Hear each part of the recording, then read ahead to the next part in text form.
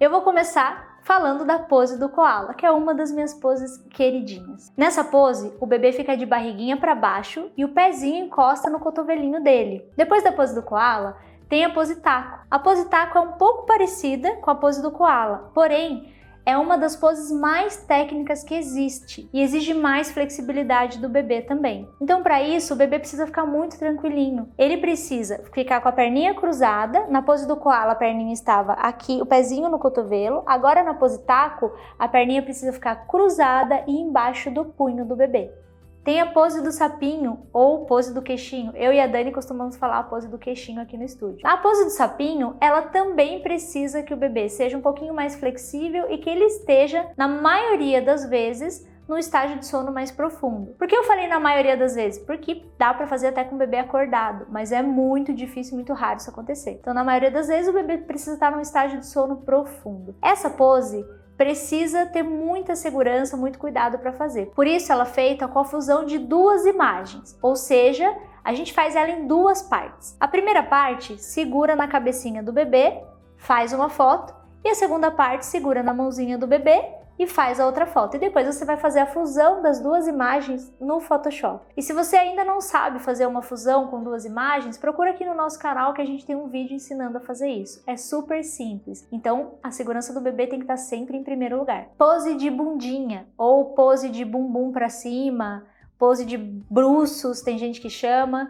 O importante, como eu falei, é que você, fotógrafo, e seu assistente consigam se comunicar na hora de realizar a pose. O bebê ele vai ficar de barriguinha para baixo, com a perninha cruzada, e o joelho vai encostar no cotovelo. Por que o joelho tem que encostar no cotovelo? Não é uma obrigação, mas ele fica mais bolinha, mais gostosinho quando encosta.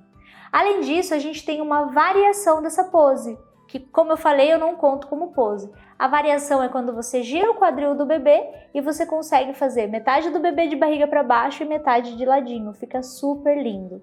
Pose de ladinho, ou muso, ou sonequinha, ou como você quiser chamar, o bebê fica de ladinho. Nessa pose, você também pode fazer algumas variações, como por exemplo, as perninhas podem ficar uma sobre a outra ou cruzadinha.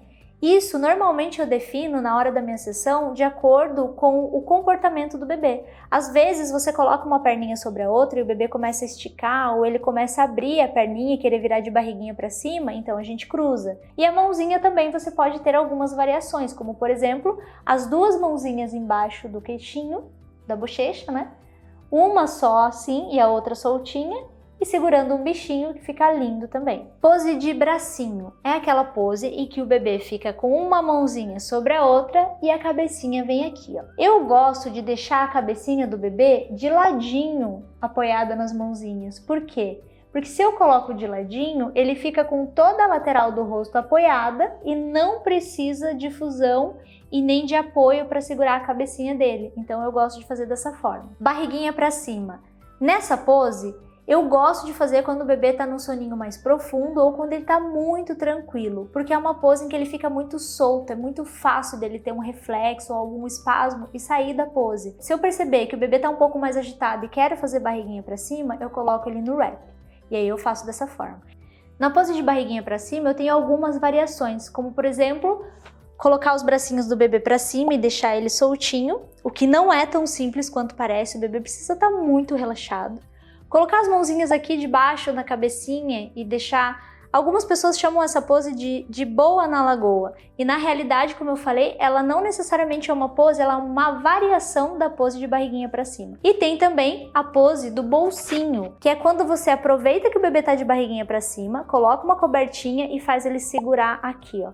Mas também é uma variação da pose de barriguinha para cima. E por fim, não menos importante, temos o wrap. O wrap eu considero o bebê enrolado como casulinho uma pose e dessa pose você consegue fazer variações. Como por exemplo, se eu deixo ele enrolado no casulinho, eu consigo fazer a pose de passarinho, que o bebê fica dentro do baldinho com a mãozinha para fora apoiando na borda do baldinho.